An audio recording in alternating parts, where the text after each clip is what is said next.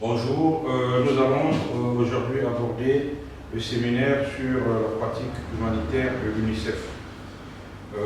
Ce séminaire s'inscrit dans le cadre de l'unité d'enseignement et du parcours action humanitaire. À la fin donc, de ce séminaire, il y a des objectifs assez précis. Premièrement, il faut comprendre ce qui oriente les principes de base qui orientent l'action humanitaire de l'UNICEF. Il faut avoir une idée sur les caractéristiques des situations d'urgence et les défis qu'elles représentent. Il faut comprendre l'approche UNICEF et l'approche interagence de protection. Il faut comprendre également le lien qui existe entre la protection, l'assistance et le plaidoyer, ainsi que le besoin d'intégrer et d'appliquer ces concepts à l'action humanitaire. L'UNICEF, en tant qu'agence spécialisée des Nations Unies, apporte une aide vitale aux enfants en situation d'urgence, qu'elle ait été provoquée par une catastrophe naturelle ou un conflit. L'intervention humanitaire de l'UNICEF se fonde sur le principe selon lequel les enfants victimes des catastrophes ont les mêmes besoins et les mêmes droits que les enfants vivant dans des situations normales. Les situations d'urgence sont de plus en plus complexes et les crises humanitaires ont des effets dévastateurs, notamment auprès des populations les plus vulnérables. Dans le domaine de la santé et de la nutrition, de l'eau et de l'assainissement, de la protection et de l'éducation, du VIH-Sida et des autres problèmes liés à la France, les principaux engagements de l'UNICEF pour les enfants en situation d'urgence sont bien plus qu'un simple énoncé de mission. Il s'agit d'un véritable impératif humanitaire. C'est pourquoi l'UNICEF travaille dans les situations d'urgence, qu'elles soient naturelles ou humaines. En tant que Fonds international des Nations Unies de secours à l'enfance, comme on l'appelait à l'origine, l'UNICEF a été créé pour fournir une assistance humanitaire aux enfants vivant dans un monde dévasté par la Seconde Guerre mondiale. Puis, beaucoup de choses ont changé depuis, et la mission fondamentale de l'UNICEF a quelque peu évolué, même si le cœur du métier reste le même. Bien que les situations d'urgence soient devenues de plus en plus complexes dans leur impact, et leur impact de plus en plus dévastateur, l'UNICEF a toujours pour vocation d'apporter son aide pour sauver la vie des enfants touchés par les catastrophes et surtout protéger leurs droits en toutes circonstances, quelle que soit la difficulté de la tâche. Quels sont les principes d'intervention humanitaire de l'UNICEF? Dans le domaine de la santé et de la nutrition, de l'eau et de l'assainissement, de la protection et de l'éducation, les principaux engagements pour les enfants en situation d'urgence de l'UNICEF, comme je l'ai dit, sont un impératif humanitaire. C'est pour ça que l'UNICEF, étant confronté à des crises humanitaires complexes et croissantes, se doit d'améliorer sa pratique humanitaire.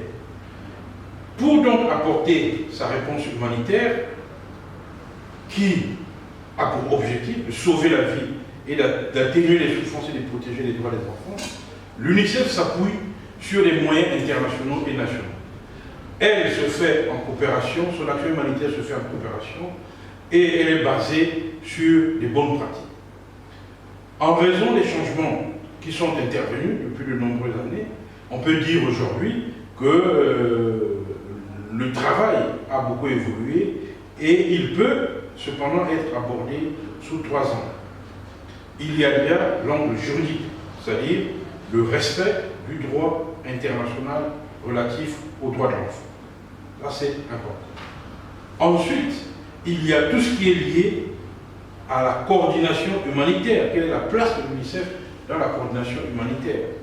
Puis, il y a des questions politiques qui sont liées au contexte des crises de journée. Qu'à cela ne tienne, la réponse humanitaire de l'UNICEF a pour fondement la Convention relative aux droits des enfants et ses protocoles facultatifs, ainsi que la Convention pour l'élimination de toutes les formes de discrimination à l'égard. Parce que cette réponse de l'UNICEF se situe dans ces cadres normatifs qui sont internationalement reconnus. Et ce sont des cadres sur lesquels l'UNICEF fonde son action parce que l'UNICEF a l'ambition d'obtenir le respect de tous les droits de l'enfant. Dans ce contexte, le Conseil de sécurité a demandé à l'UNICEF de diriger la création d'un mécanisme qui puisse suivre les violations des droits de l'enfant dans les zones de conflit, afin d'en rendre compte. De concert avec ses partenaires, l'UNICEF a élaboré un système de documentation, de comptes rendus, etc., pour pouvoir à la fin avoir des informations telles que les attaques d'écoles, des hôpitaux, le refus d'accès humanitaire aux enfants, les déplacements, les recrutements des enfants dans les forces armées, les violences et les abus sexuels, les blessures et les meurtres dont sont victimes les enfants. Dans le cadre plus large d'une réforme des Nations Unies, l'UNICEF collabore avec les autres agences des Nations Unies, les ONG, etc. L'objectif global de ces initiatives est de parvenir à une réponse humanitaire plus prévisible, plus responsable et plus efficace. Par exemple, le développement d'un système de subvention de prêts ou du Fonds central d'intervention pour les urgences humanitaires qui a pour objectif d'améliorer la disponibilité des financements pour les situations d'urgence. En outre, afin de rendre l'intervention humanitaire plus prévisible et plus responsable, une nouvelle approche interorganisation par secteur, ce qu'on appelle les clusters, a été adoptée et l'UNICEF a donc, dans nombreux cas, été désigné comme le responsable du cluster sur les au sein du comité permanent interorganisation et dans d'autres lieux, l'UNICEF contribue activement à l'élaboration d'un certain nombre de politiques et de directives sur les bonnes pratiques. Par exemple, le manuel du comité permanent interorganisation sur les questions sexo-spécifiques en situation d'urgence est une grande contribution de l'UNICEF. Puis il y a le manuel interorganisation sur les négociations avec des entités non étatiques dans des situations d'urgence. Là aussi, l'UNICEF y a contribué. Par ailleurs, l'UNICEF renforce ses capacités d'intervention en créant notamment des possibilités de formation relatives aux situations d'urgence et surtout en s'appliquant à donner plus de cohérence aux demandes d'évaluation en temps réel et aux réactions qui suivent ces évaluations. On peut aussi dire que l'UNICEF travaille en étroite collaboration avec les bureaux pays qui sont là afin d'améliorer le système de pré-alerte et le système de préparation pour les interventions. Enfin, les principaux engagements de l'UNICEF pour les enfants en situation d'urgence soulignent la priorité qui est accordée à un certain nombre de préoccupations majeures. La question de la santé, la question de la nutrition, la question de l'eau, la question de l'assainissement et de l'hygiène et la question de la protection de l'enfant et de son éducation, y compris d'autres questions comme la question du VIH, la sécurité, la logistique et les ressources humaines. Pour pouvoir avoir un aperçu de l'action humanitaire de l'UNICEF, je vous conseille de regarder sur le site UNICEF les différents rapports humanitaires de l'UNICEF. L'UNICEF, chaque année, publie ce qu'on appelle le rapport humanitaire de l'UNICEF. C'est un instrument important dans l'évaluation des missions humanitaires réalisées au cours de l'année. Et ce rapport donne un aperçu de la protection humanitaire réalisée par l'UNICEF pour les enfants vivant dans des contextes de crise humanitaire. Donc, le deuxième outil, c'est le manuel pour les situations d'urgence sur le terrain. L'UNICEF a donc publié ce manuel. Vous avez dans le document du cours l'adresse internet pour télécharger le manuel. Donc le manuel pour les situations d'urgence sur le terrain est axé sur les principaux engagements de l'UNICEF pour les enfants en situation. Parce que ces engagements définissent le rôle que joue l'UNICEF en apportant protection et assistance aux enfants et aux femmes. Et il est donc important de voir l'articulation de ce manuel. Alors, quels sont les principes directeurs? Nous avons les enfants pris dans des conflits armés et des catastrophes naturelles ont les mêmes besoins et les mêmes droits que les enfants vivant dans des pays stables. Ça, c'est le premier principe, qui confère donc le premier engagement. Deuxièmement, les interventions de l'UNICEF reconnaîtront la priorité de l'action humanitaire tout en garantissant un accès sans danger aux populations touchées ainsi que la sécurité et la sécurité du personnel et des biens. Troisièmement, les interventions d'urgence s'appuieront sur les activités et partenariats existants élaborés dans le cadre du programme de coopération nationale. 4. Ces interventions se fonderont sur les priorités définies à l'échelle nationale et sur l'avantage relatif de l'UNICEF. Donc, à tous les stades d'une intervention d'urgence, l'UNICEF va adopter une approche opérationnelle qui vise d'abord, effectuer un bilan rapide visant à déterminer l'action humanitaire à mener en priorité en travers les enfants. Donc, il y a une sorte d'étude préliminaire rapide qui est faite pour évaluer les besoins des enfants qui sont dans la crise humanitaire. Deuxièmement, il faut mettre en œuvre un système valide et fiable permettant de suivre les besoins des enfants, puis d'en rendre régulièrement compte et de les faire connaître, de les évaluer et surtout d'évaluer l'efficacité des interventions qui sont menées. Troisièmement, définir l'intervention de l'UNICEF dans le cadre d'un plan d'action concerté des Nations Unies qui est conçu en collaboration avec les partenaires nationaux et notamment la société civile. Quatrième élément, positionner l'UNICEF dans des rôles de coordination sectorielle, s'il y a. Cinquièmement, mettre en place des systèmes de ressources opérationnelles permettant d'acheminer rapidement fourniture et assistance humanitaire. Enfin, sixième point, rendre opérationnels des mécanismes d'intervention humanitaire qui préviennent et restreignent les risques des enfants et des femmes d'être victimes de maltraitance, de violence, d'exploitation et du VIH. C'est donc un manuel très important qu'il faut s'approprier. L'objectif de ce manuel, c'est que ce n'est pas des détails, mais de traiter les principaux engagements de l'UNICEF vis-à-vis des enfants dans les situations en crise. Ce manuel est structuré en 7 sections. Nous avons la première section qui traite des mesures que l'on doit prendre dans les 72 premières heures, ce qu'on appelle le bilan initial. Dans les 3 premiers jours de la crise, que doit-on faire pour les enfants? La section 2 du manuel parle de la question de la coordination. Comment coordonner les activités sur le terrain. La section 3 parle de l'évaluation et du suivi. La section 4 évoque les circonstances particulières, notamment comment négocier par exemple avec les entités non étatiques comme les ONG, mais aussi un certain nombre de groupes, etc. Comment, par exemple, venir en aide aux personnes déplacées, etc. Donc, ce sont des questions assez particulières. La 5e section porte sur les principaux engagements relatifs au programme, qui est suivi à la 6e section par les principaux engagements opérationnels. Puis, il y a une dernière section qui est consacrée à l'index. Donc, l'on voit bien que l'action de l'UNICEF est cadrée et ce manuel est très important. Alors, j'ai évoqué ce manuel, j'ai évoqué le rapport humanitaire, donc ce sont 2 instruments importants que vous devez connaître pour maîtriser la pratique humanitaire de l'UNICEF. Alors, tout ceci renvoie à quelques questions. Pourquoi l'UNICEF travaille-t-il dans des situations de crise humanitaire? La réponse est simple. D'abord parce que la Charte de l'ONU est une base pour son intervention. Il y a l'article 38 de la Convention internationale sur les droits de l'enfant. Il y a la déclaration de mission de l'UNICEF, qu'il faut prendre sur le site de l'UNICEF. Il y a les principaux engagements de l'UNICEF pour les enfants que vous retrouvez dans le manuel.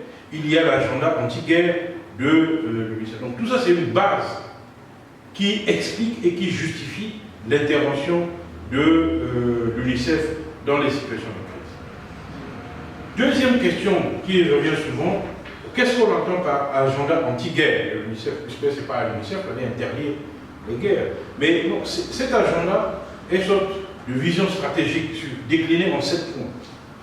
Premier point, fin de l'utilisation des enfants comme soldats. Deuxième point, protection accrue pour le personnel et l'assistance humanitaire. Troisièmement, l'action humanitaire contre les mines. Parce que bien souvent, ce sont les enfants qui sont les premières victimes de ces mines. Quatrième point, protection des enfants contre les conséquences des sanctions. Souvent, lorsque les conflits sont déclenchés, les Nations Unies, le Conseil de sécurité, décide par exemple des sanctions contre tel ou tel pays ou tel groupe. Or, les enfants qui vivent dans ces régions sont victimes de ces sanctions. Ce sont les enfants qui sont souvent les premières victimes de ces sanctions. Il faut donc imaginer des sanctions tout en préservant les enfants contre les conséquences de ces sanctions. Cinquième point, l'inclusion des enfants dans l'instauration de la paix. Sixième point, fin de l'impunité des crimes commis contre les enfants. Septième point, une action préventive d'alerte rapide pour appuyer les enfants qui seraient dans les situations. Voilà l'agenda anti-guerre. Donc l'agenda ne signifie pas que l'UNICEF va aller interdire ou aller faire la guerre. Par contre, l'UNICEF travaille sur ces 7 points pour faire de telle sorte que les enfants ne subissent pas dangereusement les conséquences des guerres. Comment définir une situation d'urgence complexe? Pour l'UNICEF, et ça se trouve dans le manuel, une crise humanitaire dans un pays, une région, une société dans laquelle on constate un effondrement substantiel ou total de l'autorité à la suite d'un conflit interne ou externe et qui demande une réaction internationale dépassant le mandat ou la capacité d'un seul organisme. Là, nous avons affaire à une urgence complexe, puisque ce n'est pas une seule agence ou un seul organisme pour intervenir, c'est plusieurs. Dans les situations d'urgence complexe, les femmes et les enfants peuvent également avoir besoin de protection juridique et physique pour qu'il ne leur soit pas fait tort et que leur accès à l'aide humanitaire puisse être garanti. Ainsi, ces situations d'urgence complexe sont souvent caractérisées par des choses assez simples. D'abord, c'est des conflits civils pour la plupart, l'accès humanitaire est difficile, dans les contextes où il y a le manque d'autorité et de sécurité, il y a souvent des violations flagrantes des droits humains et des déplacements massifs des populations, une interruption de l'infrastructure du système économique, et puis un conflit qui se prolonge et qui s'étend avec les causes multiples et les interventions multisectorielles. C'est une situation complexe. Cette situation qui est complexe est en même temps une situation urgente. Elle est urgente, pourquoi? Parce que cette situation menace la vie et le bien-être d'un grand nombre de personnes. Et elle nécessite la prise des mesures extraordinaires pour assurer la survie, les soins et la protection de ces personnes. Ces urgences peuvent être créées par des catastrophes naturelles, technologiques, des épidémies ou des conflits. Donc on voit bien que le cadre normatif de l'intervention humanitaire de l'UNICEF a eu une triptyque qui est à la base, une triptyque normative. La triptyque normative, elle est fondée d'abord sur le juridique, la Convention sur les droits, l'intervention sur les droits de l'enfant, essentiellement la Convention sur l'élimination des discriminations contre les femmes. Puis, il y a d'autres normes juridiques du droit international des droits de l'homme qui s'appliquent aux hommes, mais qui, normalement, s'appliquent aux enfants.